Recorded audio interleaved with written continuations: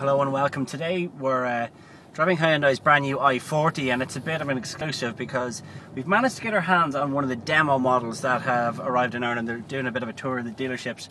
The car doesn't officially arrive here until August, and the first of the press models aren't likely to arrive until July. So we're getting a little bit of an early drive in this car, which is always good. We're driving the 1.7 litre diesel estate version. There's going to be two specs, Comfort and Executive. This probably sits somewhere between Comfort and Executive. It's a pretty high spec model, this one. It's got alloy wheels, cruise control, Bluetooth, so pretty well appointed. Now the thing about this car is that they're aiming it squarely at the Toyota Aventus, and to be honest with you, it actually feels a little bit above it already. It certainly has a pretty engaging chassis, and the engine is also very quiet too. What's impressive about this 1.7 litre diesel is the fact that it's in band A. That's really very impressive. So €104 to tax what is a pretty big car. Hello from inside the cabin of the new Hyundai i40, a car which we now know won't come here until August of this year. Pretty impressive cabin actually. Again, spec might vary from the car that we eventually do get, but this one is quite nicely appointed.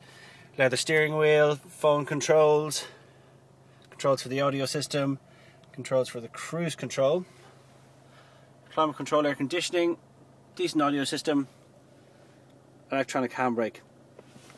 On the back, decent amount of space, even with the seats, rear seats back, there's good leg room, and at the back, that massive load space as well. So quite a good package overall. Right, information that we do know in the car. It says here that the car will arrive at the end of June. Forget that, that's now August. So the Comfort will retail from $24,995, Executive $26,495. 5-year warranty is quite a big deal.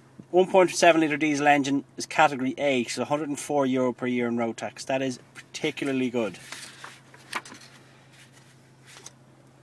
See from the specs, Comfort and Executive, really it's quite a nicely appointed car. Comfort, manual air conditioning, Executive, dual zone climate control, steel wheels on the Comfort and alloys in the Executive, all got Bluetooth.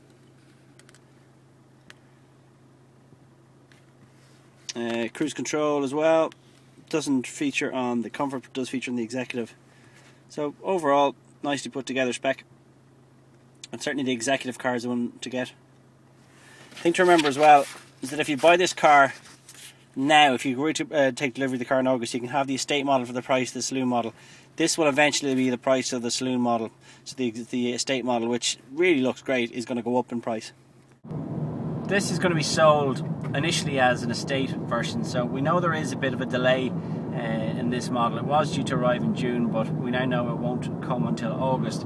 So that means people can still buy this estate version. They'll get it in August, and they'll get it at the same price as the saloon will be. I know that sounds a little bit confusing, but the estate version is going to go up in price. So if you do fancy an estate, you're probably going to need to buy it this year, register it in August, and get it for the price that the saloon will be. The saloon arrives later, it arrives in November. I suppose if you're going to wait till November, most people are probably going to register their car in January then at that stage.